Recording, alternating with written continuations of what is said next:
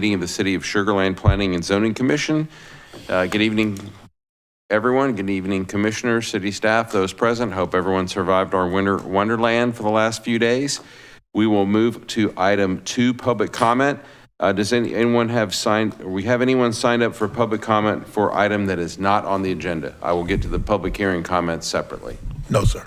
Thank you. Then let's move to item 3A, consideration of an action of the minutes of the January 14th, 2025 meeting. Those were in your electronic packets. Any discussion? Motion to approve. I've got a motion to approve by Commissioner Smith, a second from Commissioner Landine. Any further discussion? Please vote.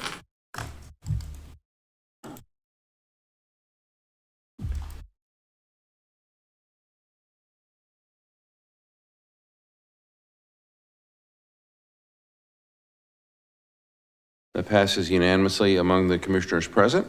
We will move on to item 4. So there are 2 items listed on the agenda. 4A is an item for consideration of an action on a recommendation for the proposed amendment, future land use map of the land use plan. And 4B is consideration of an action on a recommendation for the proposed amendment to the Imperial PD General Development Plan Ordinance number 2284, allowing for additional land uses in the Highway 6 District, Tract H. What we will do is we will have a combined presentation from city staff. Then I will open and close the public hearing on each of these items separately, and then we will act on each of these items separately if appropriate. Okay? All right, so whoever's going first, Ethan, if that's you, the floor is yours.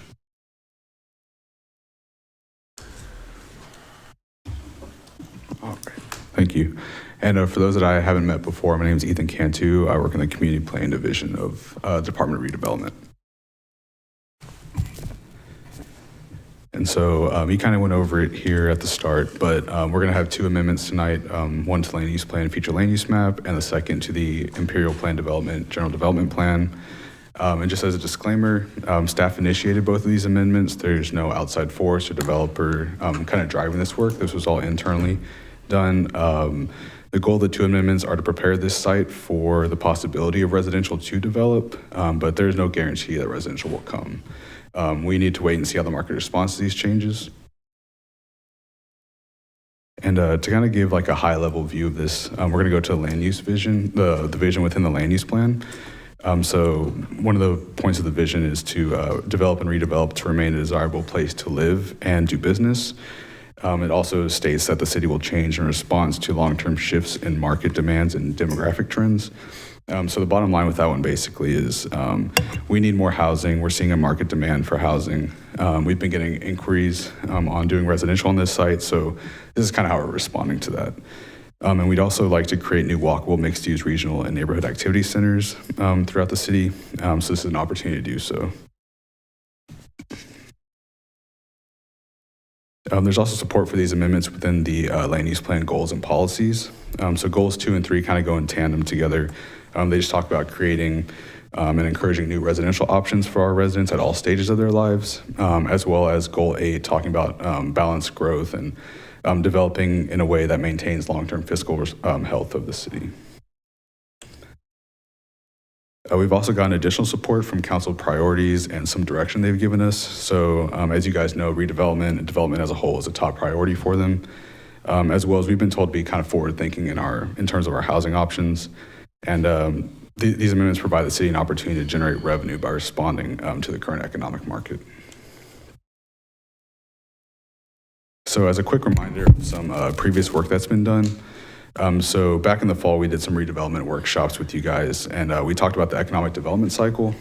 So kind of going through that real quick, just as a refresher. So we've got primary jobs and destination venues within the city. Those kind of drive the demand for housing. Our residents that live in those homes, they spend money within the city. We get that tax revenue from them, and we put that into city services and quality of life improvements for our residents. So right now we're seeing a gap in that housing portion of the economic cycle. And so this is another way we are addressing that. We also did some previous work with you guys on the value per acre discussion with Urban 3. Back then, we kind of talked about using our available land that's left, using it as like the highest and best use. So medium density here in the middle, the top middle box, that would be a really great example of that highest and best use. And that's what we'd be recommending in this area would be medium density homes as part of this amendment. And before you is some examples of compact housing that we would find appropriate within this area. So as you can see here, it's nothing too out there. No, high-rise multi-story buildings. These are multiplex townhome style developments that could easily be dropped in there and not look out of place. And this slide here kind of goes back to the Urban 3 discussion as well, talking about the best use of our limited land available and how we just need to capitalize on that and using development patterns that pay for themselves in the long term. Kind of that last bullet there, just kind of as like a stark reminder that the county is exploding with new residences. They've had 7,400 built in 2023, and we've only had 11 in the last 2 years. So whether we like it or not, the county is booming and we're kind of standing still. So this is a way we're addressing that. There's also a lack of variety within our housing. We were built for families. We've got 90% of our housing stock is single family. Only 8% is multifamily and 2% townhome. But as of 2022, only about a third of our households even have children. So a lot of those single family homes are just sitting, people are living there without the intended use. So this kind of addresses the lack of variety that we're seeing. And then to call attention to the parcels that are being amended within the future land use map, just a reminder that this is the future land use map within the land use plan. This provides guidance for zoning and policy, but this is not zoning itself. So these parcels can be found between Crown Garden Trail and Imperial Boulevard along Highway 6, and we would be switching it from regional and commercial services to neighborhood activity center. And just to kind of give you guys a definition of what each one of these are.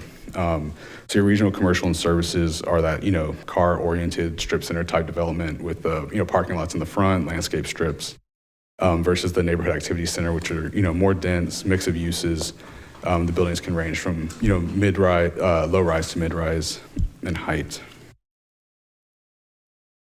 And the key difference between the two is the neighborhood activity center designation allows for the possibility of compact forms of residential. So your townhomes, your urban homes, cottage court homes, senior living, and multifamily. Some community outreach that was done. We sent out a notice to property owners within 200 feet of the change. The Imperial HOA was also notified of this change, and no opposition has been received up to this point of this presentation. And just to follow up and give you guys some points for consideration, once again, this is a staff-initiated amendment to the land use plan, future land use map. This amendment is in alignment with council priorities as well as the intent within the land use plan itself. The land use plan amendment changes the land use category from regional commercial services to neighborhood activity center. And once again, this does not guarantee residential will develop on the site. It just prepares it for the possibility to do so.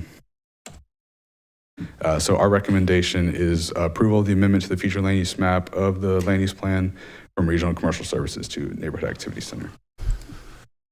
Okay, thanks, Ethan. Let's go ahead and get our next presentation, which is technically on item 4B, and that'll be from Jessica Rodriguez. Good evening, Commissioners. Just to give you some background on the Imperial PD General Development Plan. The amendment before you is specifically for the Highway 6 District, Tract H. Tract H is approximately 29 acres. Currently, we have 3.6 acres that is under development for a medical office building. The remaining portion of Tract H has remained undeveloped since 2012.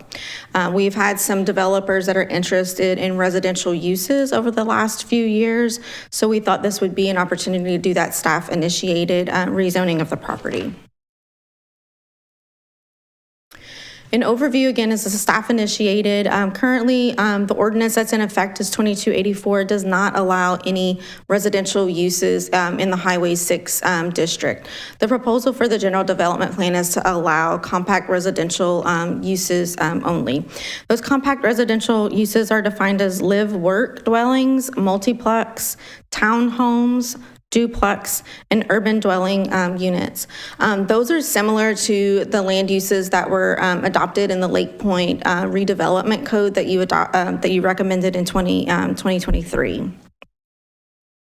This is a map, aerial imagery of Tract H. It goes to Crown Garden to Imperial Boulevard.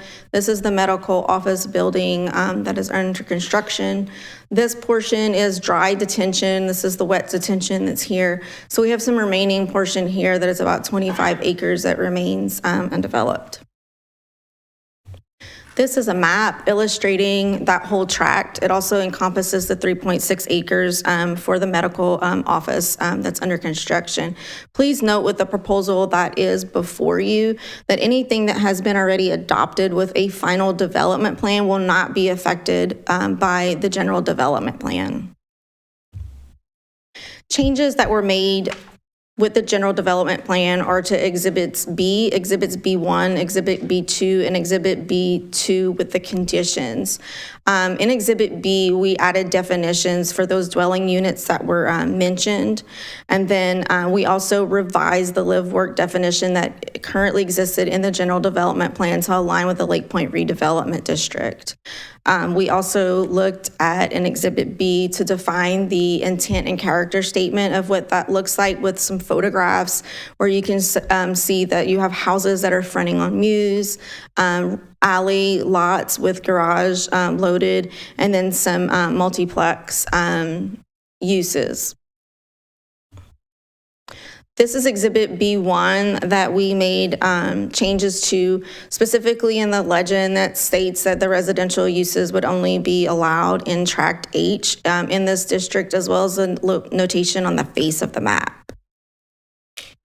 Exhibit B2 is the land use matrix, where in SIC 99, we added those uses that I just mentioned, and then with the conditions, adding that note number 24 that is specific only to Tract H for the compact residential. Points for the commission to consider with this amendment is the alignment that it has with the land use plan, as well as the amendment for the future land use map that's before you to enact. This will also diversify the city's housing to meet the needs, whether you're downsizing or you're a first-time home buyer, as well as creating opportunity for revenue through current economic market. We all know that nationwide housing is a difficulty or lack thereof, and this would provide a variety of housing for people who live in Sugar Land or who would like to live in Sugar Land. All the requirements for tonight's public hearing have been met with notices that have been sent within 200 feet of the property, publication in the newspaper, as well as on the city's website. Staff has reached out to the Imperial Property Owners Association, as well as a member of the community. There were some inquiries that we answered. However, anyone beyond that, we have not received any inquiries beyond that in the public, or are we aware of any opposition to the amendment. The recommendation is that staff would support a recommendation to the mayor and the city council for this proposal for the Imperial Plan Development, General Development Plan, specifically for Highway 6 Tract H. The next steps is city council is going to hold a public hearing on February 4th of 2025. The next action items that you have are to open and close each public hearing, and then you'll have those actions for the consideration for two separate items. We did this presentation together, but we wanted to make it clear that the public hearing and those action items will be done separately.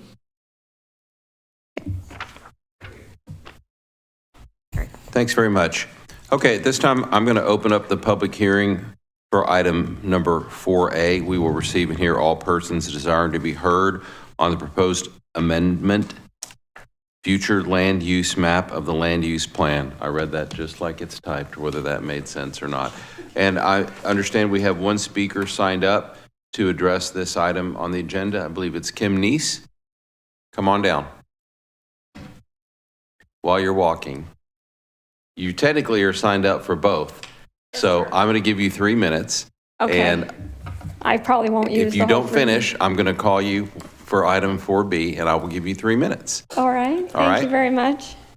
Thank you very much. Thank you all for being here and good evening. My name is Kim Neese. I live at 76 Scepter Ridge, which is within Imperial.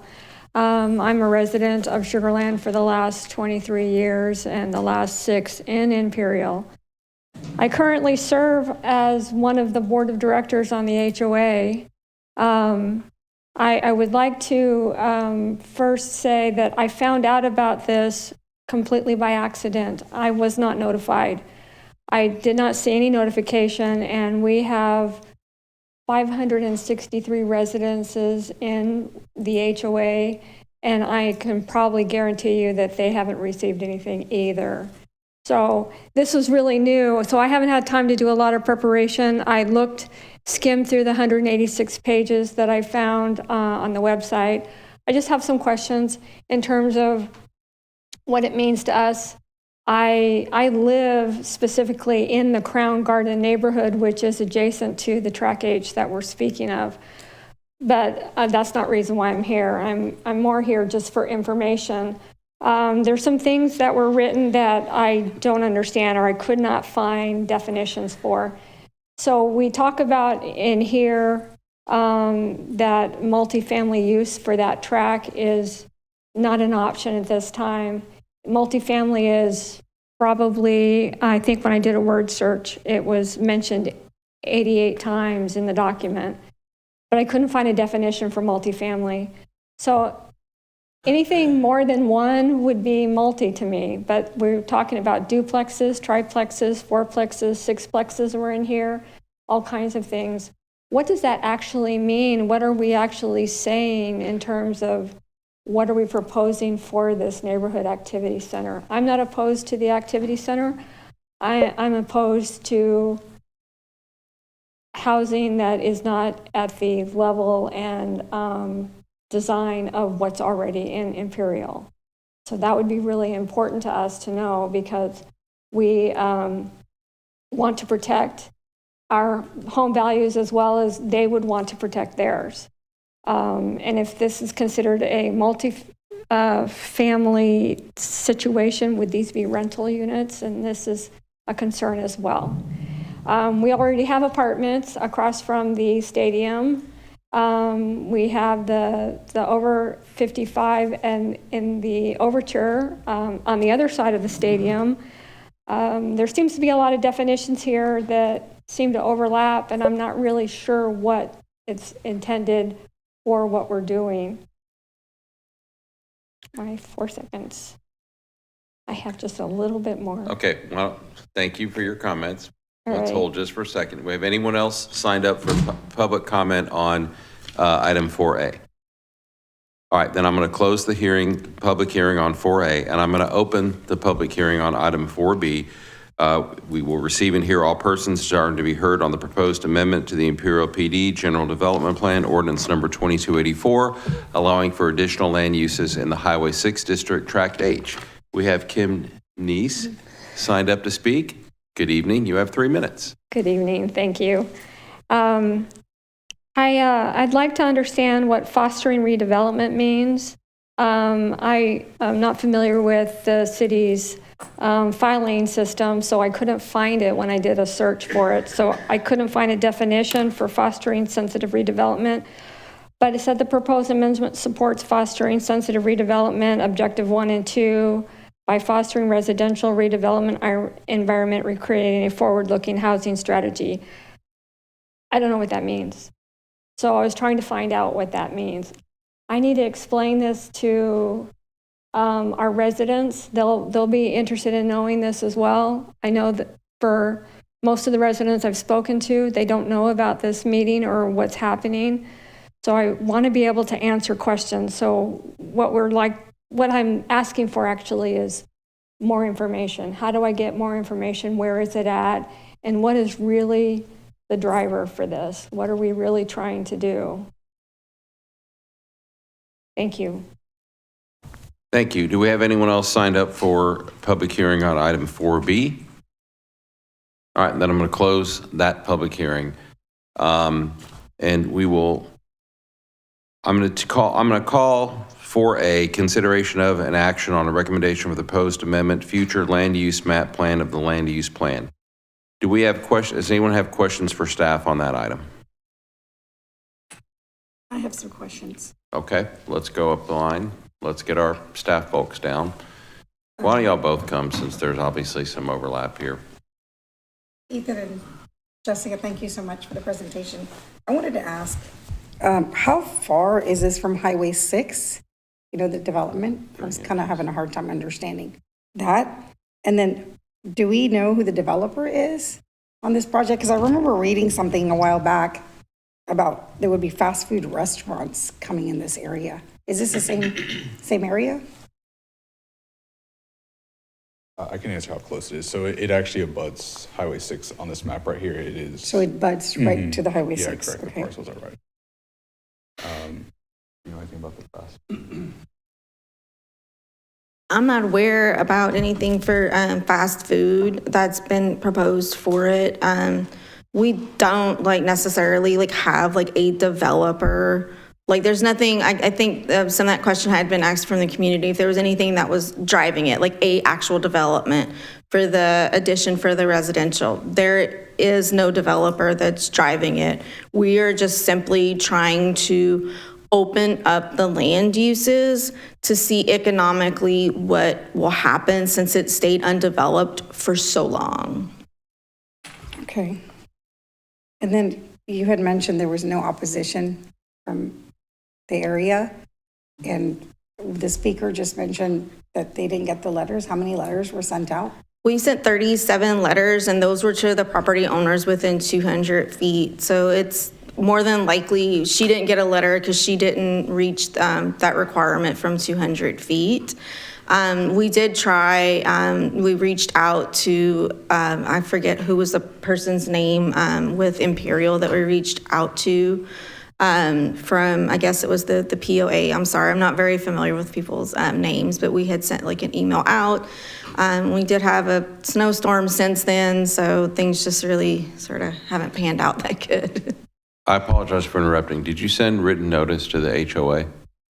I sent an email to the HOA, so Okay, the representative, yes. good. I'm sorry for interrupting. Okay, no big deal. And I think the other question is, if we're voting on this tonight, would there be another meeting later to talk about the details of the type of, because I saw some pictures with just housing with siding. I didn't see any, there were some without brick. So this is just a general development plan.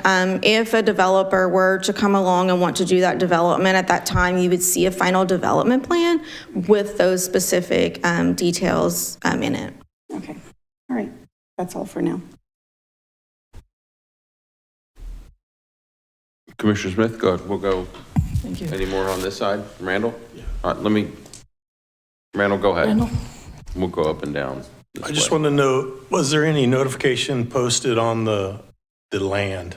Was there a city placard put up or a sign to let the people driving into the neighborhood know that there was a proposed rezone? It's You're talking about on that tract of Technically, I land. don't think it's a rezone. Yeah, but there was not. Well, I get your question. was there anything put on the property so they could know that there was changes coming? No, there was not. Okay. Commissioner Smith? Because I'm not sure we can approve one without the other. So I'm sort of going to go through all of my questions.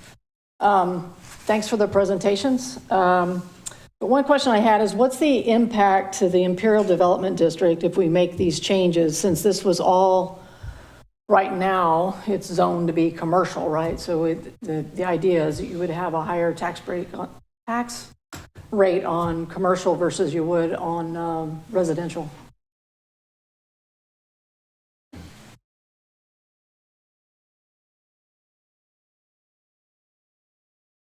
Yeah, so as you can see here, kind of what I was talking about, the medium density is a more intense use in terms of the value per acre on that site. So if you did go ahead with one of the standard strip type developments, you would get about half the taxable value as you would a medium density residential unit. If the thinking is that, then why are we not just changing it to residential? So it seems to me we're adding, if you go and you look at the in the residential district, there's hardly any other uses, but right now, we've got commercial uses, and we're adding housing. And so one of my other questions is, how do you control that? So if there's really no plan and there's no developer, they could basically come in and do retail and housing together. So what type of control would we have if we add this already to the PD to control the design? So like you could come in and maybe they have a townhouse and then they've got, some kind of retail right next to it. I wouldn't think in that entrance to the subdivision, you would want some control over what that is going to look like. I can talk on that a little bit. Yeah, you want me to talk? So this is just giving the opportunity for this to happen, but say a development came along that did both commercial and residential combined, which would be allowed here in the NAC, that would be even more so than either one of those types of developments. So it's just opening up the opportunity for one. Right, but once it's in the PD, where I'm getting at is that what controls do we have as a planning and zoning to even control what that design looks like? You would be able to do that with the final development plan. So you would have a layout. You would have a section that would go into facade standards, as well as anything having to do with, if we were looking at alleys, like what those alley widths are, et cetera. So you would get to look at those details. Right, but ultimately, we wouldn't have the control to say, hey, I don't want that automobile part shop next to a townhouse or this row of townhouses. I would like to think that before staff brought something to you, that you would maybe have something varying in intensity, that we would not make that recommendation to you. It would never even get to you to look at, because I agree that you shouldn't have a single family home next to an automotive shop. Right, but to be clear, if it did get to us, I think the question is that something we would see in the final development plan?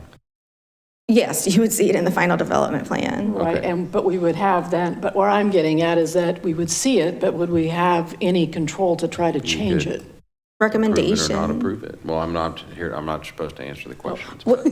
Well, To me, it answers the question that the final development plan would come before us, but. And we could either approve or disapprove, but we wouldn't necessarily provide input to, hey, we want this change, or, Well, I think we would provide the same input that we would for any final development plan, but okay. in that scenario, I don't think that's something staff would support. And if you would have, I guess, a developer that was really insistent on, coming before the commission as well as council, staff wouldn't make that recommendation for you to support it. Well, I just think it's very important, with that being the opening and one of the main corridors to the airport, is that area, as, I think we've talked about Tract H before, is that it should be something that's very appealing and very, inviting, and not just, a hodgepodge of stuff, which Yes, is ma'am. sort of what what we're getting to in the PD is what I feel like, is that we're opening that up to a developer to say, hey, you can have housing or you can have retail. We're opening it up for anyone who would like to be imaginative, that would have something that would be worthy of bringing it to the commission and the council for approval. But if this, and my other question was, you're thinking, since this is coming from staff, as that, this would be a good idea to be able to have housing, why is this being proposed when it really hasn't taken off at Lake Point? I mean, we put all of that together, and there hasn't seemed to be any take on doing this kind of dwelling and housing in Lake Point. Lake Point is a completely different issue. I mean, that's a redevelopment of an existing site. There are financial issues that are at play there that are completely different from what you're talking about in a greenfield site. I don't think it's the issue of the type of housing. Yeah. It's the issue of all the other things that are associated with Lake Point. So I would not assume that just because we haven't seen movement in Lake Point, we won't see movement here. I mean, we've had a request from a developer recently asking for sites of a particular site for a certain density, and frankly, we don't have many of them. This is one of the very few that we said, if this moves forward, this could be an option here. And so just trying to open up some more opportunity, again, like they said, for that request to even come forward. Because right now it's not We don't have that direction in the land use plan, and we don't have that allowance in the general development plan. It's also a matter of hopefully offering that opportunity for the landowner to maybe have more return on their investment, and then ultimately the city in the long run to have more access to the 4.2 versus the 2.1 that you see in this scenario here, where the alternative that we've seen in various proposals is retail surrounded by parking, a lot of parking. Yeah. And that's not the best use of the very little land that we have left. And so our hope is that by opening this up, that we provide that opportunity to have some creative conversations with the property owner, with potential developers, because without this, they're not even willing to come have a conversation with us about it. Okay. The only thing I would request is that wherever we go with this, is that the HOA be recommunicated to and have the communications go out to the neighborhood to ensure that the entire neighborhood is communicated to. I understand when you go within the 200 feet with this particular tract, you're not really hitting many of the residents in the Imperial area. Thanks, that's all I have right now. AP? Yeah, I had some questions around, and I think some of this was echoed by the speaker, just the definition of what compact housing is. And from the examples, it looks like it varies from being multiplexes to townhomes. And yeah, the perception is that this is some sort of multifamily dwelling, but it's clearly defined as a single family resident. So why not just open this up to any single, why are we narrowing in on just this one specific part of single family? Simple reason, the word compact, right? So being able to get more single-family residences on the little bit of land we have left creates a better return on value for both the city as well as Imperial, right? That had got brought up. Going back to the definitions, multiplex sounds like it's a scary word. It encompasses anything from a 3 family to 6 family, and that's it. So within the definitions of the general development plan, you'll see multiplex, and within multiplex, it specifically calls out those dwellings, and then those dwellings are also then there defined. So if you see the word 6plex and you said, where does that come from? It's just because it's housed in another definition. So if that's the case, are there, and maybe this is too early in the process to know this, but are there guardrails around how many or how big these structures can be, and how will that impact the ratio of single family to multifamily to townhomes? I think that's something that we would definitely look at with a proposal that would be brought before us with a final development plan, and looking at the heights, looking at the bulk of it and what that looks like, and then making that recommendation. But right now, we didn't want to necessarily prescribe those things in, because we just wanted to look at what those land uses were and define some character. And we want to have that developer to be able to come in and say, this is what we want. And then from there, we work and find something that is going to work between staff and that developer, and then something that we can bring before you that you would be happy to recommend approval for. Gotcha. Last question. So a developer could theoretically or could they build just traditional single family homes, or is it only this variety? It's only this variety. Okay. So something that would be on a 55-foot lot or 60-foot lot would not work. Yeah, and I imagine the location being so right on Highway 6 that they probably wouldn't want to do that anyway, but I just wouldn't. curious as far as what's allowed and what's not allowed. Yes, sir. Okay, thank you. Other questions for staff? I do. Good evening. Thanks for putting this together. You said this is multiplex, right? And that's 3 to 6 families? What's the cap on that? Could they do 40 multiplexes? Could they do 20 multiplexes? I don't think you could probably maybe put that many on there depending on what the design is, but what that density looks like, we haven't defined the density in the general development plan. We would look at it site-specific with a final development plan. Shouldn't that be in the developmental plans? I think the one thing that triggers a lot of people is the discussion about what multifamily is. And if you look at this in small pieces and say it's multiplex, it's palatable. But if this thing can scale, Now it's multifamily, and it changes, if nothing else, the public perception. So I think that needs to be defined in whatever happens here in the beginning, because if not, yes, you know, you're telling me the control piece is they would come to P&Z and we would allow it or not allow it. But I think if you want to get the citizenry to feel comfortable about this, I think we need to be very definitive on what we're looking at in that area.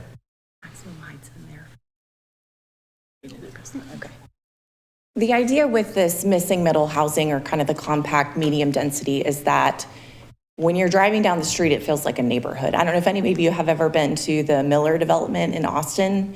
They have a mixture of single-family, urban homes, townhomes, duplexes. Yeah, I think we saw that on our trip that we took this past year. Yeah, So yeah. I know what you're talking about. But again, in Imperial, in my opinion, in Imperial, there is, you say multifamily and it's triggering for anybody who's in the Imperial area, right? And I don't like using that word a lot. But it is. And so I'm just concerned about how that is perceived on this. And I think a discussion needs to be had regarding, if you're going to have this whole area, what are we going to cap it? If you're telling me you can do retail and you can do residential, I think you need to define that. That's my opinion anyway. So Yeah, and I would just say in response to that, that as we've talked about, we know that we need more people to support the retail and the industry that we have in our community already. And so I wouldn't want us to come up with an arbitrary number right now. I think maybe at the final development plan is the time when you have a better understanding of how it might be split up, and you can get a better understanding of how the roads would be laid out and just how many units you could it's all part of the soup. I understand. I'm just telling you that if you're opening this up, and we can banter this back and forth, but if you're opening this up, I think you're wise, or we're wise, to look at this from however many people you're thinking or how many homes you think could fit in there. That's my opinion. In regards to the activity center, is there any interest from anybody currently, any developer, anyone in this, are you just, or is staff in the city simply trying to make this a more attractive area for development?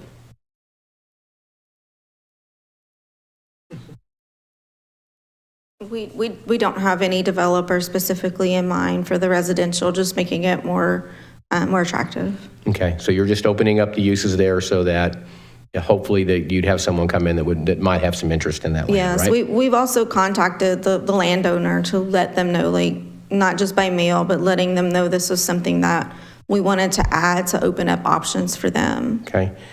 When we reached out, and we come back to the Imperial deal, when we reached out on this before, staff, when we've had other changes to land use, staff has done a really good job of outreach programs to the neighborhoods and to the people. Let's make sure we do that so we don't have, the HOA specifically. I know an email, but gosh, email can be tough sometimes. That's it. That's all I've got, Mr. Chair. Thank you. Vice Chairman Landine. Yeah, I have a few questions. So I'm going to start maybe kind of broad and then bring it a little bit more specific. And Ruth, I don't know if you may have some insight here, but can you refresh our memory on the other tracks in Imperial? There's one, like the one that's immediately west of Nowco, the track that's immediately north of the ballpark, immediately north of the Imperial Lofts. Can you just maybe in very general terms give us a sense of each of those areas have been before this commission before, but they're still not dirt moving? And so any updates that you could provide on those tracks by chance? I'm actually going to let Jessica do that. Okay. I will do my best. So I mentioned that we have a MOB that's on this tract. Tallyard is open. South of Tallyard, we have some building permits, I believe, that have been approved. I don't know if they've mobilized yet, but those are going to be for office condos. We have just recently, I believe, gotten a site plan for the property that's here with some, don't remember the land uses, but that would fill in that southeast corner of the development. We've had the Fort Bend County, I think it's an annex that has been constructed. and then they're going to be putting a park there. Other properties, I don't know how much we want to delve in to that. We've had conversations about this piece of property up here, nothing concrete. We've had conversations about this piece of property, but nothing concrete.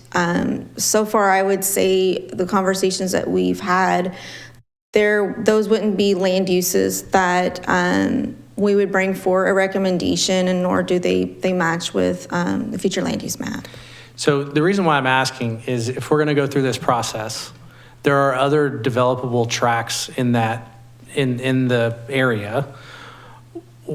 Why not consider those? I guess another way to phrase the question is, why just track H? Why not open permissible uses to the other tracts that are available for development? Because it's city initiated, so it's y'all's choice here, right? I love the way you think. I think this was a starting point for us, but I think we are open to looking at other tracks. I would say not this track that we lovingly refer to as the Bean, just because it's surrounded by an active rail spur. I don't think it's really conducive for any sort of residential development on there, compact or not. But other properties, yes, we very much would like to do that if that's something that could be supported. Well, and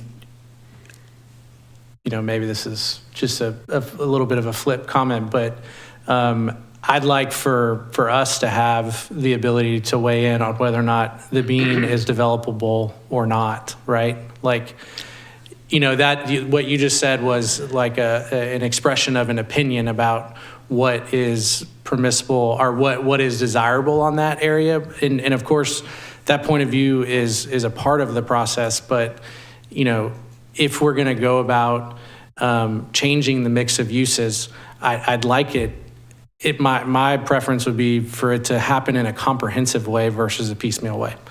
So, and this feels like a one-off deal. Ethan? We've gotten recommendation from Fire about the Bean that it's not recommended that is. And I'm using that as a bit of a way to make the point in general. So we can come back to that, I suppose. So we can just let it know that, I guess for my part, that the other tracks that are developable, we should take proactive steps to make those more desirable for development. So, and I don't understand why we're not. Somebody's behind you. I'm just going to, hi everybody, just jumping in, just kind of one thought that popped into my mind also. So when we were looking at this track specifically, also looking in proximity to the Regional Activity Center. Which is where? Which is the areas that are shown kind of in this maroonish kind of gotcha. color. Yeah, I'm sorry, yes. Yep. So kind of having that more compact, walkable kind of form of development in proximity to where what we hope and envision kind of those areas being even more dense and more walkable and having kind of the draw.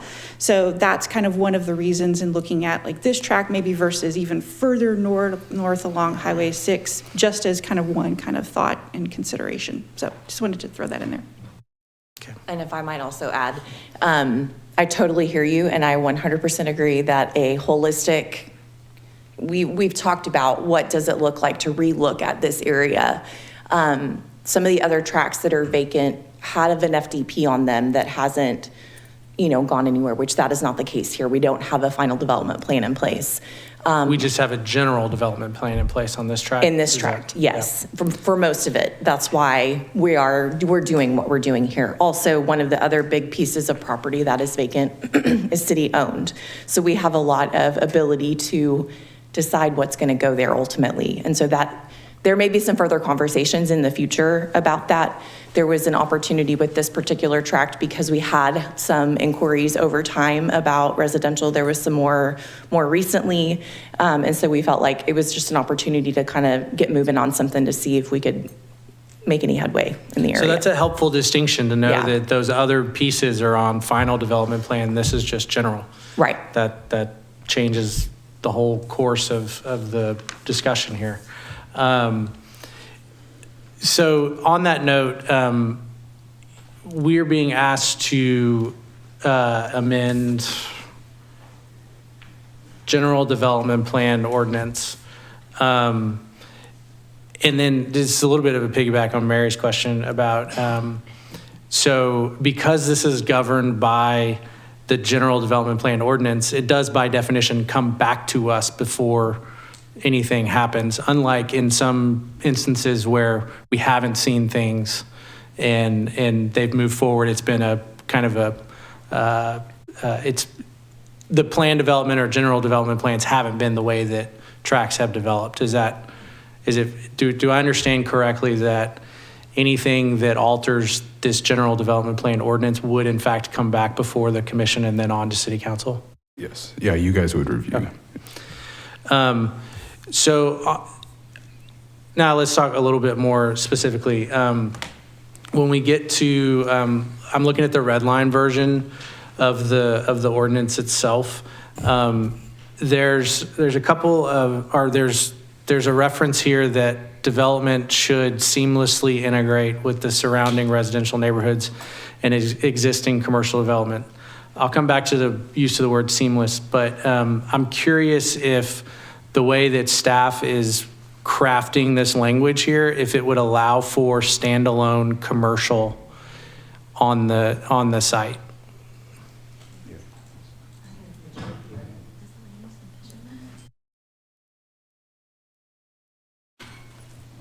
Sorry, I don't remember off the top of my head how the NAC envisions standalone uses.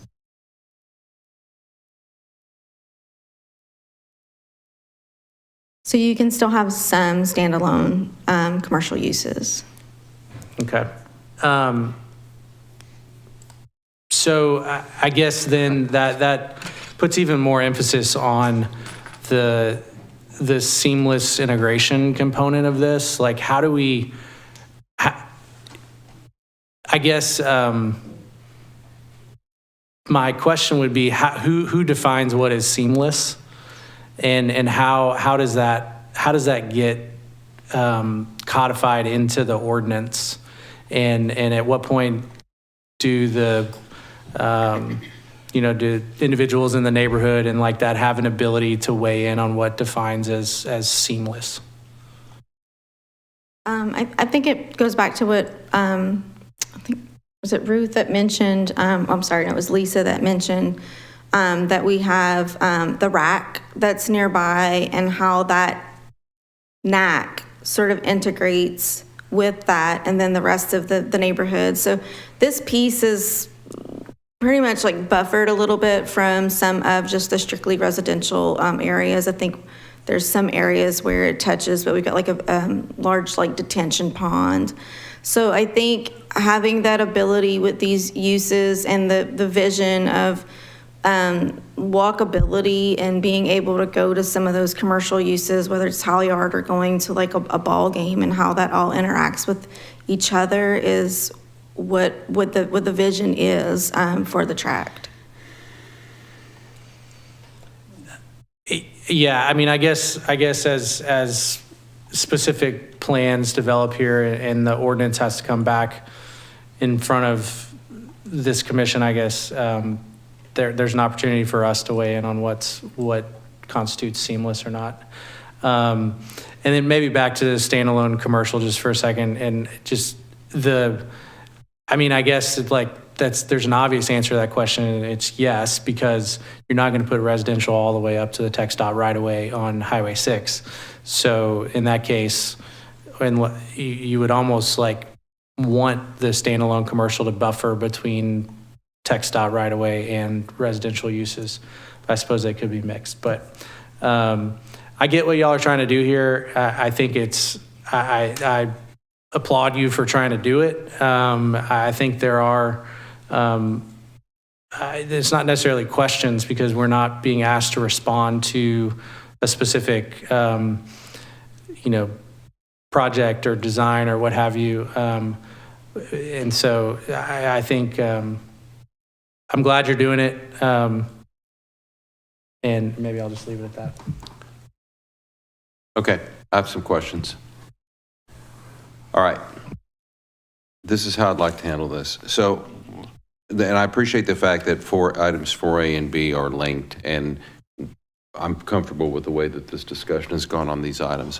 I want to focus for a second on 4A. What you're asking us to do in item 4A is simply to amend the future land use map contained in the land use plan, correct? Correct. The only thing that 4A asks us to do is to change the map. Can you please put up the slide that shows the current map and the proposed map? Okay, so before, it's on my left, hopefully for everyone looking, it's on the left, right?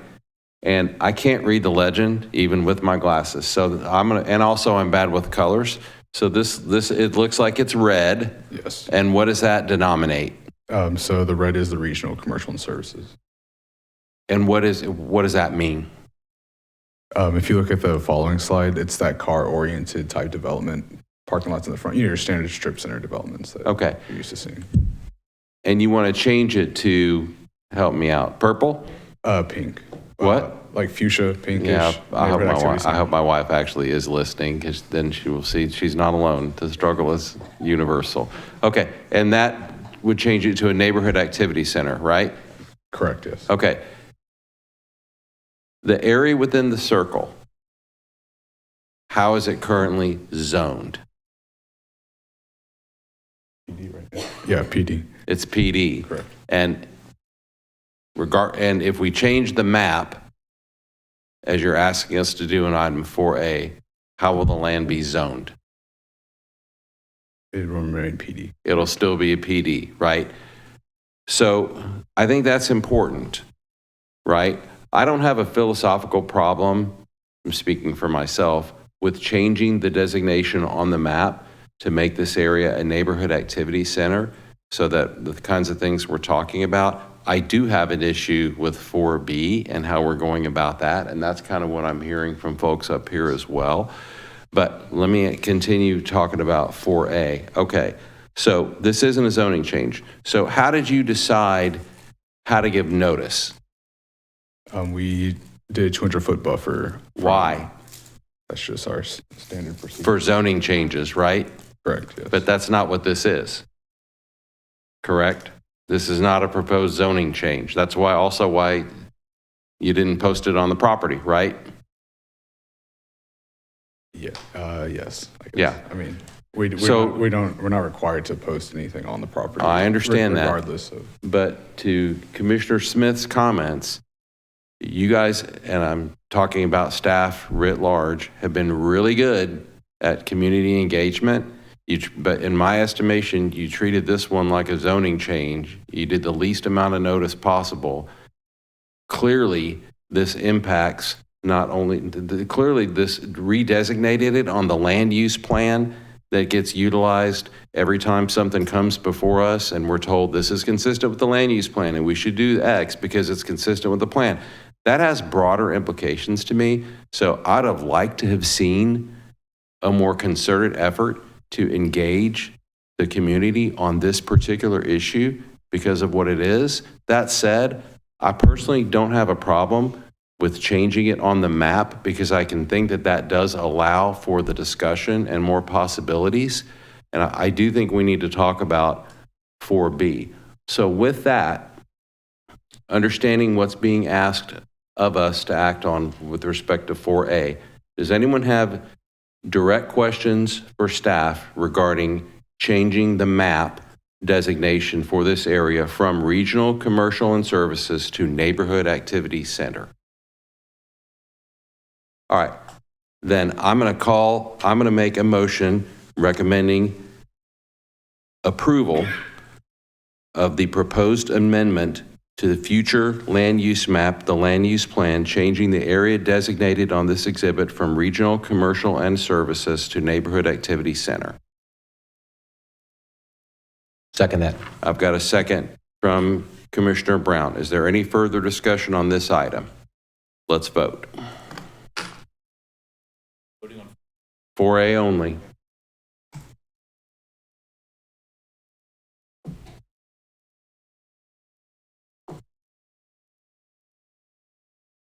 Okay, 4A passes unanimously among the commissioners present. Now let's talk about 4B.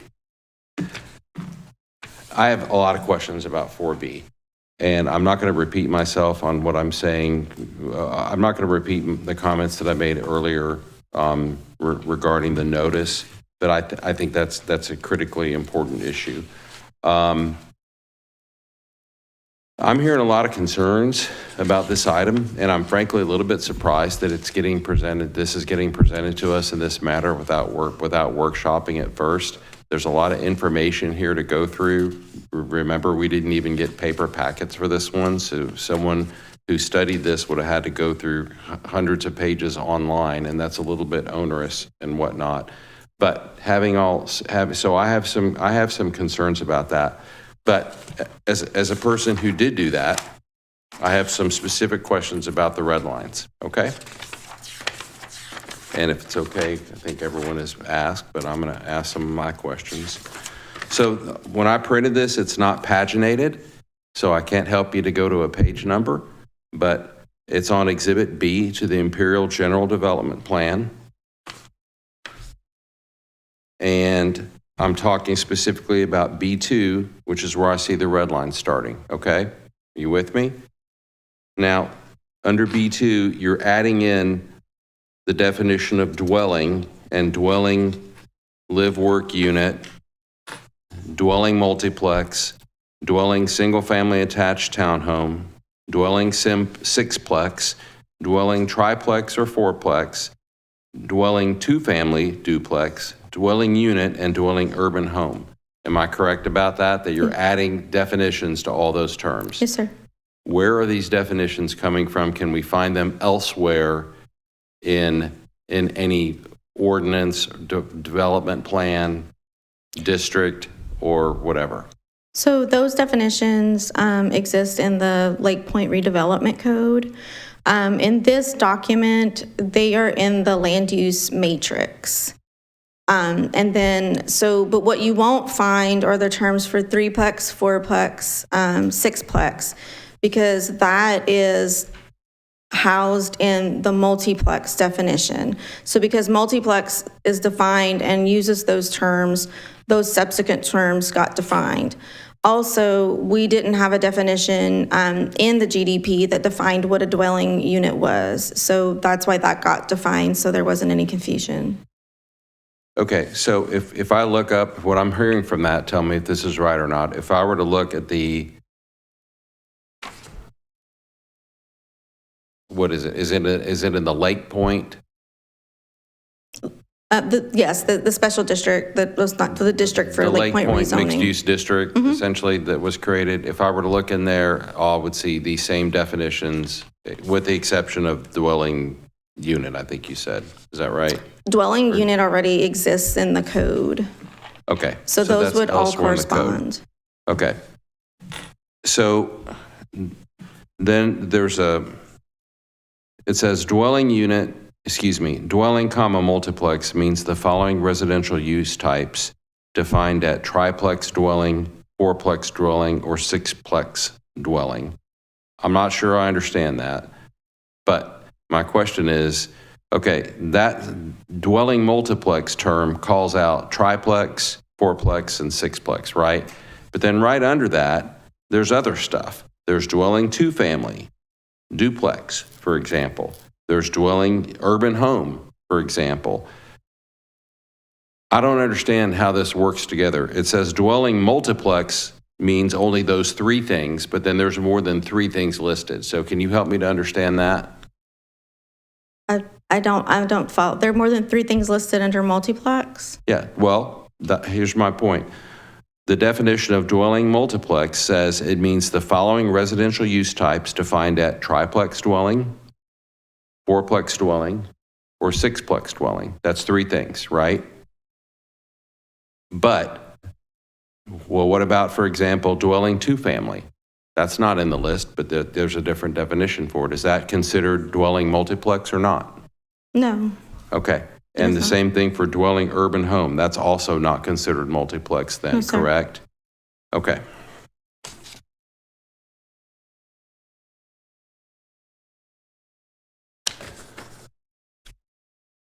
So when we see the term multiplex, it only means triplex, fourplex, or sixplex, not duplex and not urban home. Have I got that right? Okay. Yes.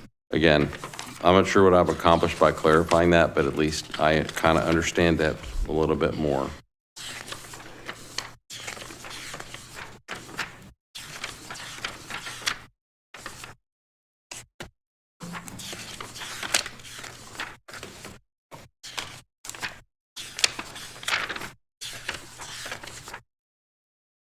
Okay, now I'm on somewhere deep in the document. It looks like it's under subsection J, additional regulations, and then there's a sub 6 that says Highway 6 District Tract H compact residential uses.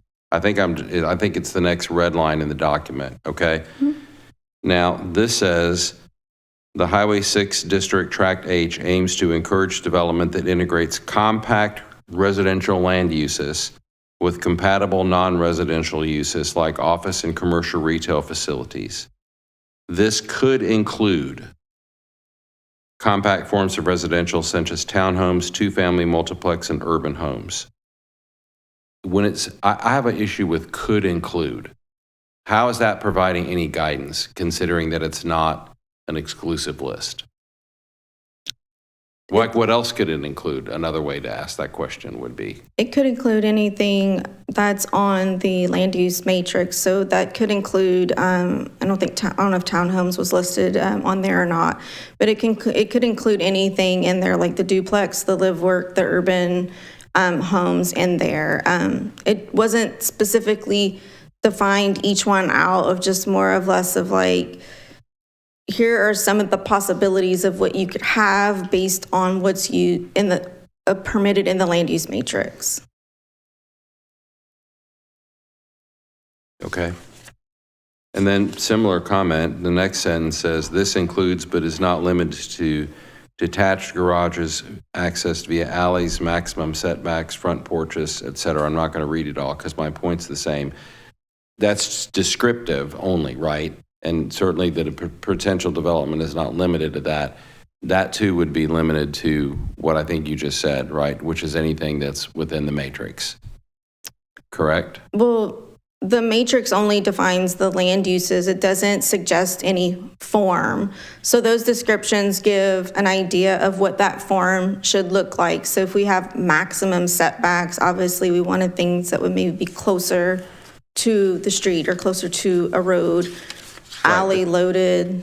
Right, but this isn't really providing any, I mean, it's descriptive, right? It's not, it's not providing any more guidance because the guidance is already contained in the matrix, right?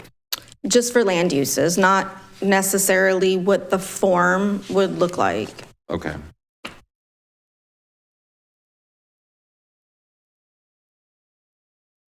And then, I don't know where I am now, but it kind of looks like an Excel spreadsheet, and the row is 99 establishments. And then what you've added is dwellings, live, work, dwellings, multiplex, two-family duplex, and urban home. Okay, I think I understand this now because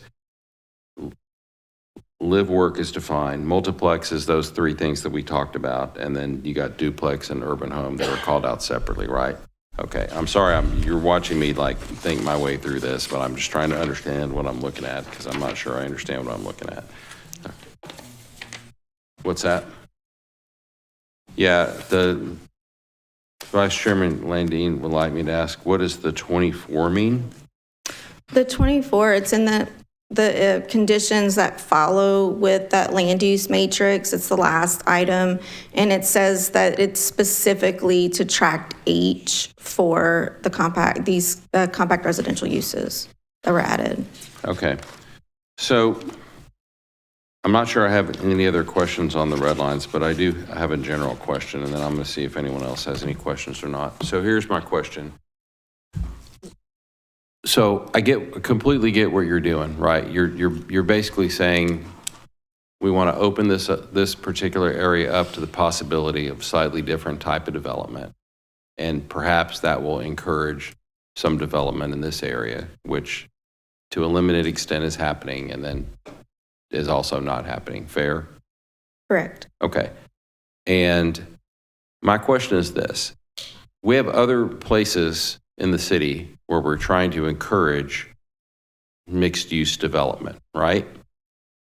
Is there has there been any consideration given to the question of whether or not allowing that on this particular track would compromise the ability to encourage development in other areas where where the city is trying to encourage mixed-use development? Is my question, do you understand my question? I think sorry, my throat got really dry. I think I understand. I guess I would want to know what would be the other areas besides Lake Point. But use that, I mean, that's a great example, I think, is it not? Yes. So are you worried that, by offering, has there been a thought process or a discussion around that if someone said, well, I could do a smaller scale development here, that basically peels off something that they might be intending to do in a Lake Point or some other area? That's really what I'm trying to get at. I don't quite follow your question of what you're asking. I Okay. apologize. Ruth does. Okay. So I think the reality is we need more housing. And so the ability to do more housing here is not going to complicate or have competition for housing somewhere else. As it is, they can already do commercial here, and we already feel like we are over retailed. I mean, we have vacant spaces. And so really this is almost writing the the zoning for the market, if that makes sense. Because we already have an abundance of commercial, which is what is currently allowed here. And so adding residential to it provides a different option there. Does that make sense? Yes. Am I not answering your question? No, you're answering my question. Okay. You answered my question. Okay. Which is that the answer is you're not concerned about, I hate to say cannibalism, but that's the best way I can describe it. You're not concerned about it because there's such a shortage of housing writ large within the community that it could be sustained on multiple locations. Yes. Okay, I do understand that. Yes. Let me ask you this. The types of housing that it looks like are would be permitted under the matrix we just looked at, do any of those, and just so we're clear for discussion, it's live, work, multiplex, two-family duplex, and urban home. Do any of those count as multifamily for the purpose of interpreting the multifamily cap in the land use plan? I think that is a gray area. Okay, I appreciate your candid answer. Yep. Again, because I think the reality is the intention for this would be that it would feel like a neighborhood. We're not talking about a 6 or 8 story building of multiple, 200, 300, 400 units. It's a few units. Yes, they're a little closer together than your standard single family homes, but it's going to feel like the neighborhood next door. I also think it's important to remember that what is allowed right now is a commercial building surrounded by parking. And so the residents who live in Crown Garden right now could have a final development plan come forward that is a commercial building surrounded by parking, or there could be some residential neighbors. Yep. Now, do they love either one of those? I don't know, but Well, we should find that out. perhaps. I mean, we didn't get any direct responses from the mail that was sent out to the people that are most directly impacted. I hear you. I think we accept responsibility for not. And I don't Having mean it in a further- critical way. I mean, Yeah. I really mean it as a compliment Yeah. because I think you guys have done such a great job in other areas. But this one was, I think, a little odd because it was technically treated like a zoning change. And it's a change in a PD. Okay, I mean, Yeah, guess and we I could think, debate that. yeah. But beyond that, Sure. so if it's a gray area, okay, as far as the cap, how is a developer going to be encouraged to develop if they don't know whether or not they're going to do that or not because of the cap? Yeah. I think the reality is that the most likely uses that would come in here would be your urban homes, townhomes, those are single family. So there are some options for some single family. That's a good question. Okay. That's fair. I think it's probably worth reminding all of us and anybody who's listening that already inside of Imperial, there are fourplexes, there are townhomes, there are row houses. I don't know what the technical definition is, and yeah, brownstones. And as far as I know, prepare to be wrong, but as far as I know, those housing products do not count against any cap when we're doing calculations. Right. The lofts at Imperial, however, would, right? Very clearly a multifamily product. Right. The products being discussed here it cannot be construed in any way, shape, or form as a classic multifamily Exactly. product. So I think that's an important distinction to make, especially in the context of the existing neighborhood. There is already products that are very high quality, add to the vibrancy of the neighborhood that would fit the definitions as they're being proposed inside of the amendment to the PD. So. Yep, that's true. Okay, other questions for staff? Yep, Randall. I know this is for future use, and I know there's going to be a park from Bernie to Cullen, and there's supposed to be a walkway between the two, like a 10-foot path that goes from the Cumming Park over by Bernie, that's going to go make its way across there, and then comes out and meets up with Cullen Park. Why that should be included on part of this too, because I believe that goes right next to this property. Does it not?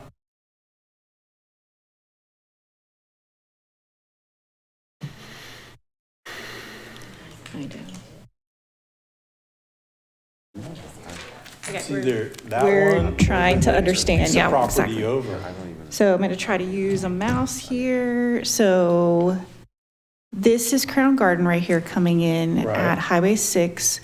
Where exactly are you kind of describing? On Bernie Road, there's supposed to be a Bernie park. Road. There is the city-owned park on the Bernie Lake portion right there. Okay, And over there's here. supposed to be a new walkway, a bikeway, whatever it's going to be, that goes from that area to Cullen Park. That may be a little north. That's why I said Yeah. if this is altogether a view from 10,000 feet looking down, you're trying to change stuff. That park area, I can't remember how much money was invested in it, is quite a bit. That's going to be coming across and should be crossing that piece of property right on the edge, Okay. going across I- into Cullen Park. Cullinan Park is a little It's a little bit farther north, Yeah. yes. Yeah. I agree. So it may be outside of the Tract H. Well, that's why I'm asking this question. Okay. So it's beyond this Tract H, Okay? along Highway 6? Okay, So it'd be the next property, the other red property, it'd be on the other side of that other property? so what they're telling me is that there is a note Yeah, in the general development plan existing, not planned to change. yeah. That there is a trail park access planned along Highway 6. Right. But that is not proposing to change, that is not being removed, that is already in there. Right. I know the city's already got quite a bit of money to get that trail to Cullen Park. That's why I'm asking about where this goes across in relation to this property right here. Yeah. Because the way I was thinking is it's going to follow that water because part of this is going to be a suspended walkway for this park that goes across, and I'm thinking it's right here. And it would definitely affect this property. And that may make it more beneficial to that property and make it more appealing to homes over there. That's why I'm saying, why can't you have a 10,000-foot view for this property and these changes that you may or may not be doing? Okay. And again, yeah, that kind of notation, that guidance is in the existing. I understand, but there's nothing said anywhere here to give everybody a 10,000-foot view of what's going on, because you're talking about a lot of changes into bringing more people in. That change, I think, is a great change that might help this piece of property if you let the owner of this piece of property know about these, because I think it's millions of dollars going to that park and that walk that goes from the Bernie area, that city-owned property there, to Cullen Park. I'm wondering if the difference is we're looking at just different maps. This is I don't know. That's why I said this is the. I would have put that in there. So this is the future, a view of the future land use map, and it's focusing on what are the future land uses across the city. There is guidance in the maps that are associated with the PD, which have, again, the zoning side, which has kind of that guidance and that establish that there will be those connections and. But you're bringing this to us. This is a city request to change this, and the city is bringing this millions of dollars worth of this park. Why shouldn't it be included together? Because this is, this would make both of those pieces of property way more valuable to me living in the area, to take my bike and riding across and checking out, a coffee shop right there, whatever it may be, I don't know. But for the total land use, and you guys are the ones making this change, it's not the developer wanting to make this change. Right. So there's two kind of separate documents, I guess, that are in play with these changes. I get it. So it's in there, that guidance is there, it's not changing, and it's something that we can rely on when the development community does come forward. Okay. So it's there.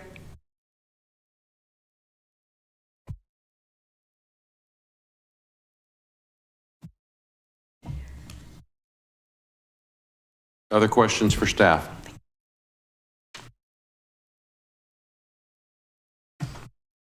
You ready for a motion? Oh, sure. I'd like to make a motion to recommend approval to City Council for the proposed amendment to the Imperial PD General Development Plan Ordinance number 2284, allowing for additional land uses in the Highway 6 District Tract H. Is there a second? Second. Is that you, Commissioner DeWoot? Yes. Okay. I've got a motion for a recommendation of approval and a second. Any further discussion? So with that, though, can we say that there should be this further communication before it gets to City Council? Let me amend my motion to motion as stated with on the condition that staff redouble efforts to communicate with both the homeowners association and the residents of the Imperial development. Second. Prior to this going before council, or when? Wouldn't we wait? I'm just trying to understand the amendment. For me, it should be before it goes to council so that the neighborhood, the people in the neighborhood have a chance to address City Council before this is approved. Before it goes to council. Yeah. I now understand the modification. Any further discussion? All right, please vote.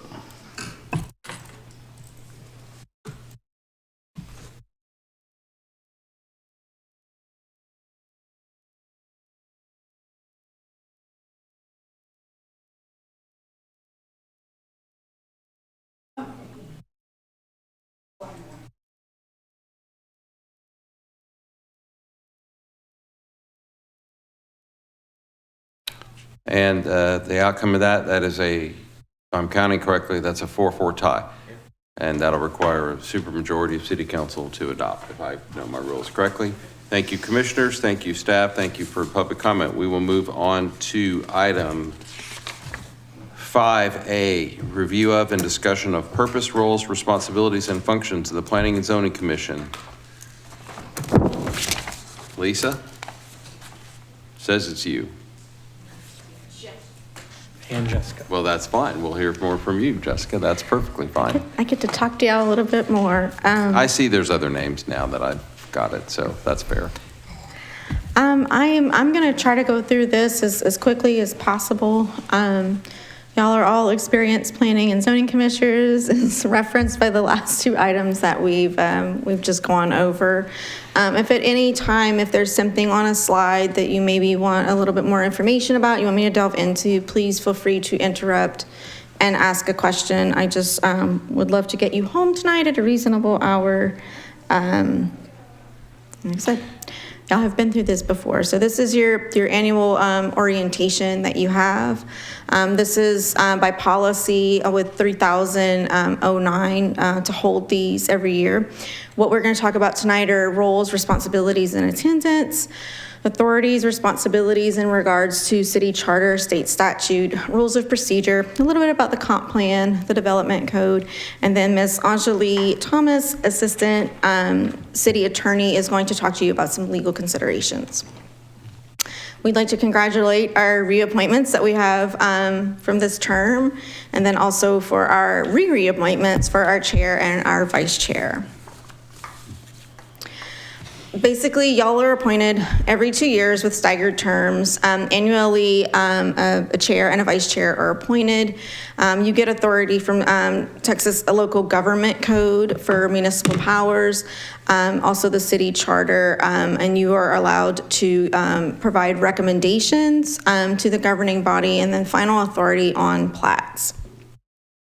The Sugar Land Code of Ordinances and Chapter 2, Article 3, which is our zoning code, outlines what the board does, that you're appointed by the council, you're serving without any compensation, you can't hold another office within the city or the ETJ type situations.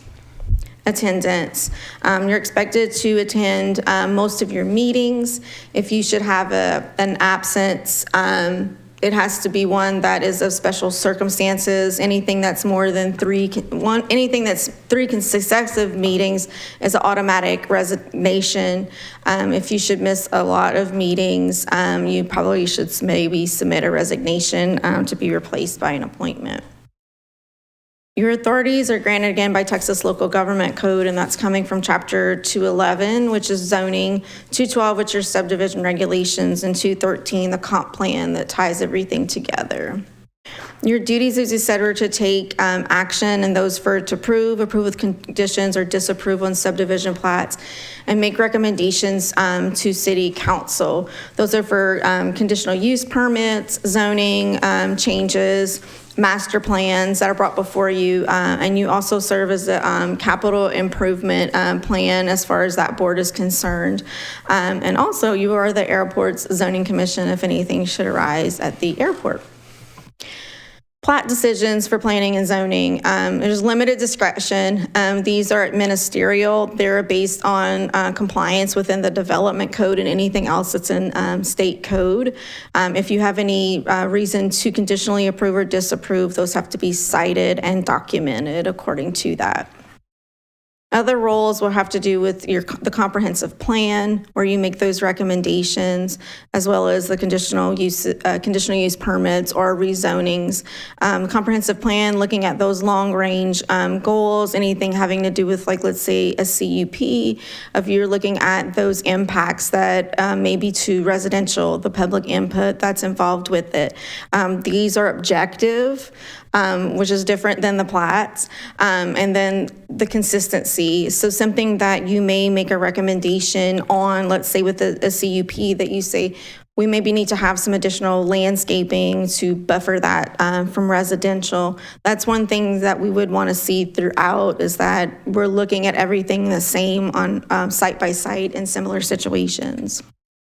Your training and education, this includes what we're doing right now, your annual orientation, as well as attendance at the Texas chapter of the APA conference. This year, in fiscal year 25, it's going to be in College Station from October 22nd to October 24th. So put that on your calendars. If you need an email from us to give you that advanced information, we will do that for you. Annual items that you look at in your spring and summer, it's going to be a CIP review, and as well as that recommendation. You do that every year for the budget. And then the fall and winter, this annual orientation that will look at fiscal year 26, and then also, like I said, the American Planning Association Texas chapter. You also attend the city council meetings. There is a rotation for you to attend this planning and zoning and report back to this body.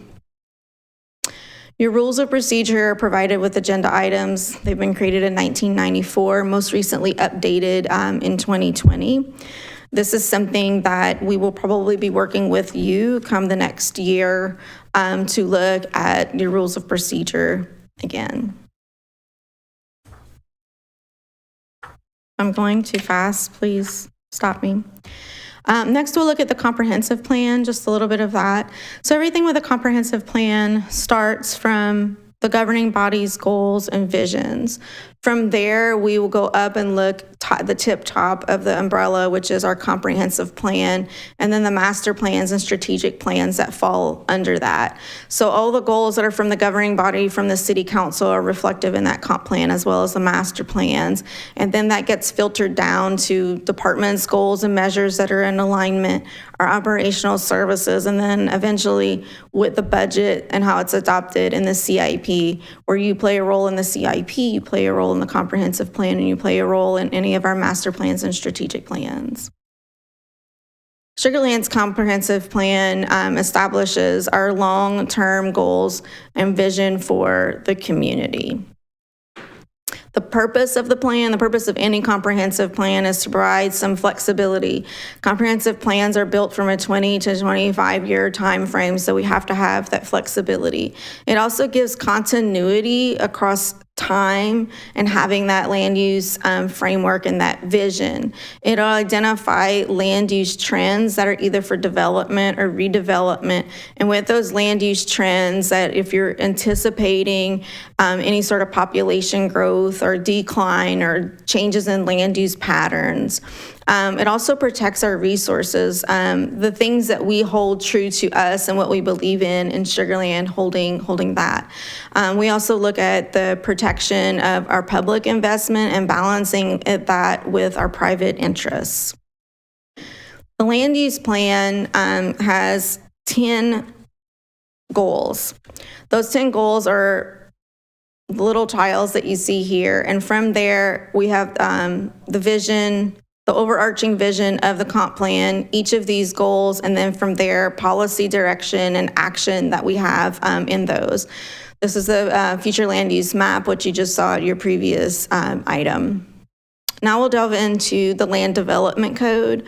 I'll try to go a little bit quicker with this and just sort of highlight a few things that you may not always be familiar with of what the development code does. Simply, the development code is an implementation tool.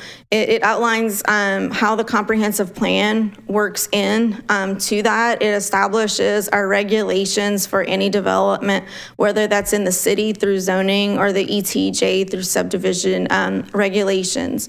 It's adopted by council. You are our recommending body. It's administered by staff. The high level of it is it includes our zoning regulations, our subdivision regulations, our sign regulations, and other various chapters I'll go through. If at any time you need links to that, you can find it on MuniCode at this address, or you can find it from the city's website, where we have this big yellow arrow that says development code. General chapter 1 just looks at the general provisions. Sorry, excuse me. It gives us the jurisdiction for it. It also gives you any remedies as far as like conflicts, violations, etc. Talks a little bit about vested rights and how we make that determination. Chapter 2 is everything for our zoning regulations. Article 1 outlines those provisions. It's the procedures that we have as far as if we're looking at CUPs, or we're looking at variances and how those public hearing notices go. When you have a split vote and you need a supermajority for approval from council, it has all that information in the administrative provisions. Article 2 looks at our zoning districts and our land uses. This is where those land uses, those zoning districts are defined. We have 7 residential districts, 5 non-residential, and 7 special districts. One of those special districts is the ISO D90A sign overlay district that was recently added. We look at minimum parking calculations with those ratios, as well as what we call our bulk regulations. Those are our setbacks, our building heights, et cetera. This is not to be confused with Article 3 with the height and area regulations. These are like special or additional regulations within the districts. So this is where you may find allowances that we have for yard obstructions. A few months back over the summer, this body made a recommendation to council to have some allowed obstructions, such as if somebody is just putting in a patio for their home.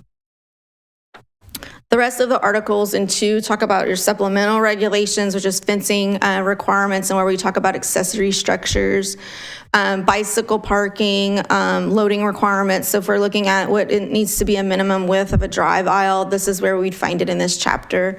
The next article with our non-conforming uses talks about when we get in that situation, what's the guidance and what the regulations telling us. Telecommunication towers and antennas, lots of thrilling and wonderful information there. Basically, government entities being exempt from these regulations for telecommunications. And then other articles that we talk about, lighting standards, the parking garages, which I understand has probably been recommended a few years back, and then some of our landscaping and screening requirements. Chapter 4, sign regulations, you're probably a little bit more familiar with it recently when we talked about the ISO D90A chapter, but this is where we talk about the different sign types. We define them, how large they can be as far as like square footage, height, prohibited sign types, and then how staff looks at addressing non-conforming signs. A non-conforming sign example would be something that if we still had a billboard that was in the city, we don't allow billboards anymore, so that billboard would be allowed to exist until such time any change would be brought about with it. Chapter 5 is the subdivision regulations. You're very familiar with this. You've had an uptick in having action on some of those plats. Their administrative approval. They look at your plat layouts, the recordation requirements. Through that process, we also require the parkland dedication, public infrastructure improvements and acceptance, and then driveway design requirements. So everything that is the engineering aspect and layout of a greenfield development or for redevelopment. Chapter 6, this is our subdivision design standards. This chapter just references those design standards. The design standards is its own document that lives and breathes with the engineering department. This is where we have our engineering principles that are related to the development or infrastructure that's going in the ground. It could be something as specific as a type of product that is allowed maybe for a fire hydrant or a generator type situation through development. Chapter 7 is the building regulations, and these aren't regulations for facades. This is for the International Building Code where it's adopted. We are currently on the 2021 edition that got adopted at the beginning of 2024. It's the family of codes where we have electrical, plumbing, gas, energy, etc. Chapters 8 through 9 deal with flood damage prevention. So when we talk about base flood elevation, FEMA, those types of things, that's where these regulations are housed. Chapter 9 specifically for the airport, where again, you've been established as that body as the airport zoning commission, heights, zoning height regulations because of the airport. Chapter 10 is our definitions, where we have a term that needs to be defined elsewhere in that in those chapters. We define it here, and then Chapter 11, the stormwater quality management and discharge control. Administering the development code. Zoning is the tool that we use every day to implement. We'll get a question from someone from the public saying, I want to do X on this property. First thing we do is we look up the zoning to see if this is something that's permitted, and then work our way from there. The policy is staff implements this policy through individual projects, whether that's a residential building permit, could be a possible remodel for an addition, like patio cover that we mentioned, our commercial site plans, any of our zoning and land use cases, public infrastructure, whether that's, those are the pipes in the ground, so to speak, any sort of utilities if it's a regional water plant. And then traffic impact analysis. You often hear TIAs a lot whenever we talk about CUPs or PDs, et cetera. Those are all things that staff is looking at. Staff ensures through these applications that everything is compliant with the code. So if we have a zone change or a zoning district, we look at those bulk regulations. If there's something that is adopted by ordinance in a PD that we've just talked about, we look at that ordinance for compliance with the PD through review. What does that process look like? So it all starts with City Council, who is making these decisions regarding zoning, anything that gets adopted in the development code, and where the vision and the policies are coming from. And that's after getting input and a recommendation from this body. This body's doing the same thing, getting that public input, making that recommendation based on those goals, final authority on the plats. And then it drills down to staff with our technical reviews that we provide, analysis that we provide to you, and just review of those applications that we have. What's a minimum to get started to look at something, whether it's a site plan that's submitted or whether that's a commercial building permit that comes through. Overall, the process looks similar to this. So if you need anything as far as a plan development, a CUP, anything having to do with zoning, we're going to start in that blue range. And then there we're going to do platting.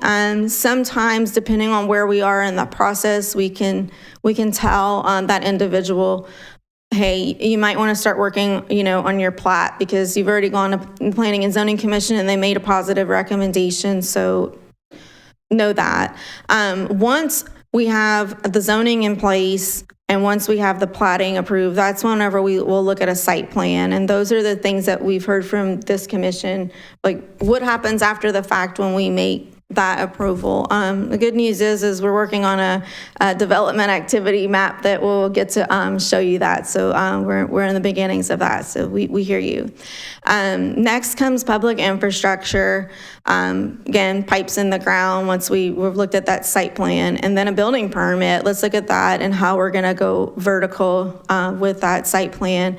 And then finally, the inspections that come along with it, and then eventual certificate of occupancy that is issued by the building official.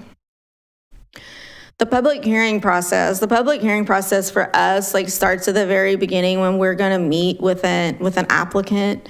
Sometimes it's a lot of emails, sometimes it's a lot of phone calls and a lot of meetings that we get to a point before we have necessarily an application that's submitted. Once that application gets submitted, we review it for completeness. We may need some additional information, and we get that back from them, and then eventually just do a comprehensive review whereby we now bring it to you, schedule that public hearing, getting a recommendation, and then eventually another public hearing with the city council with a first and second reading of an ordinance. So what happens after a Planning and Zoning Commission meeting and a council meeting? Again, the staff is just administering the code.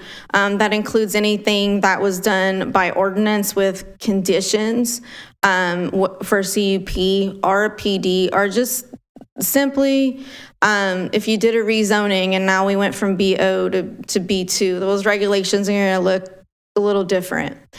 We also look at, we provide technical review, whether that's drainage, traffic, utilities, and we take all of those things and we certify with the compliance with the development code, our building codes, our design standards, or any other like ordinances that have been approved by council.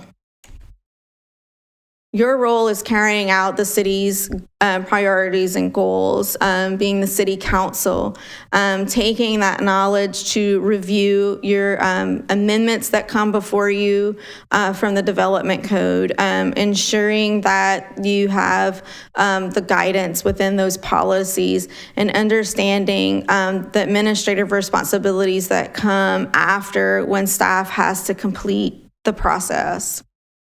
Upcoming for fiscal year 2025 for the commission that we have before you, we're going to have some development code updates. We're currently working on some drafting of some subdivision regulation amendments to align with the Lake Point redevelopment code zoning.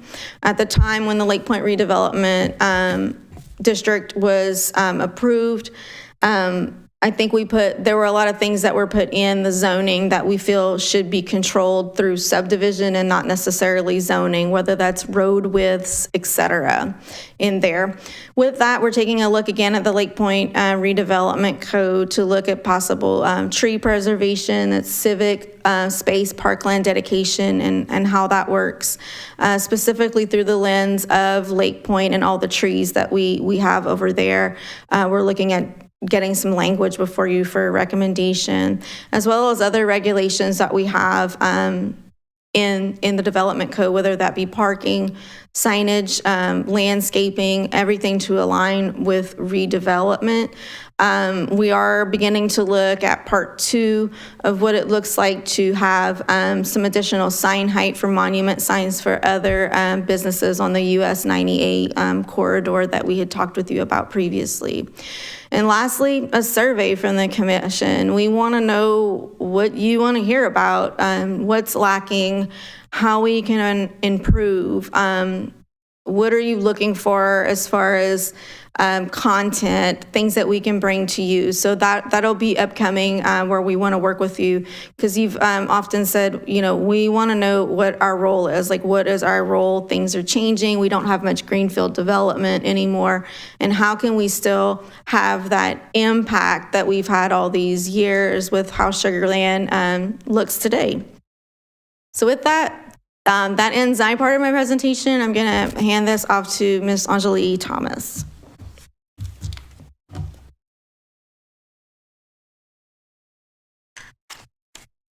Good evening, commissioners. We're almost at the end, just bear with me.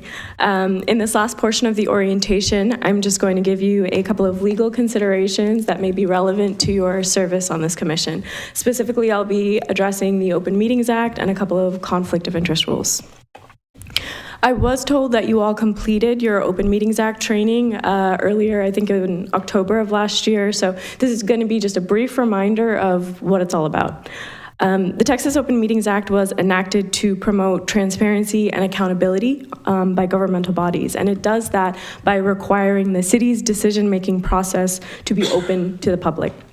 The act applies to all P&Z meetings, and you all meet in a quorum to discuss public business. It can also even apply when a quorum is not present, but I'll touch more on that shortly. The act does not apply just because you're all in the same place at the same time. So if you're attending a social function or a workshop where public business is not discussed, it does not apply. Let's do a review of some important definitions as to what constitutes a quorum. The Act defines a quorum as a majority of a governmental body. So for this commission, a quorum is 5 members. As far as what constitutes an actual meeting under the Act, well, a meeting occurs when a quorum of the governmental body gathers, public business is discussed, and a member participates in the discussion, or as with this P&Z board, the governmental body calls the meeting and conducts or is responsible for the meeting. And the only items that can be discussed at meetings are what has been posted on the agenda. The walking quorum. So the walking quorum is a part about the Open Meetings Act that tends to trip up some public officials. And I'll give you an example. So say 3 commissioners in person or through email communicate about an item that's before the commission. And someone might think, well, 3 commissioners, that's not a quorum. Act shouldn't apply, right? We don't have a problem. But if any of those 3 commissioners then communicate with another commissioner, and that commissioner communicates with another one, well, then what you have is potentially a quorum of commissioners communicating about an issue.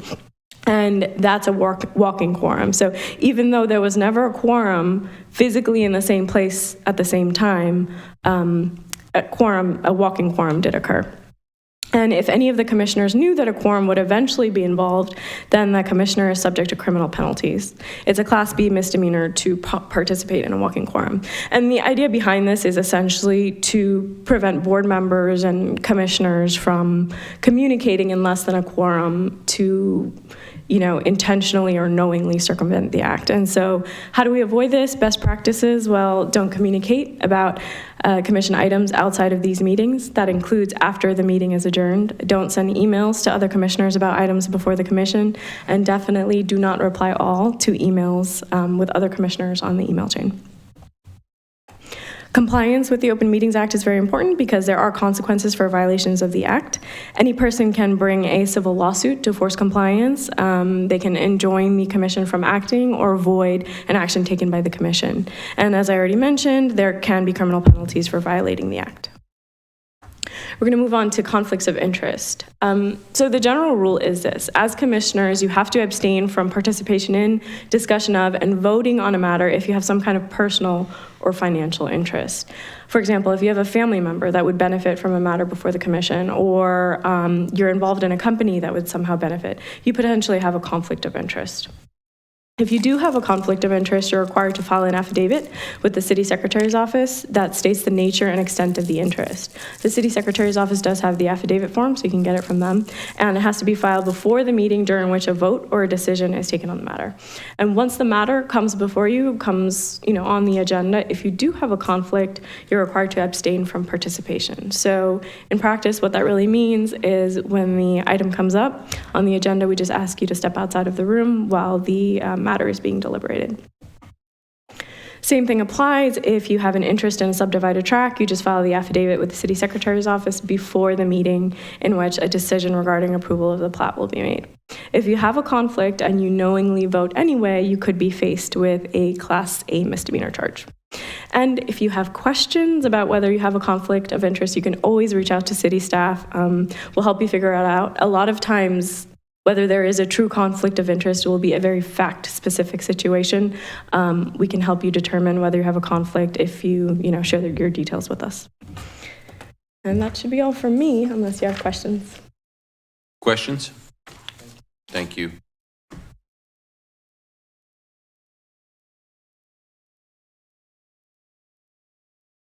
I don't think Angeli did, but Were you giving us the calendar of events, scheduled meetings? It's on the agenda. Oh, yes. That's under the staff report, usually. I don't know if we've gotten there yet.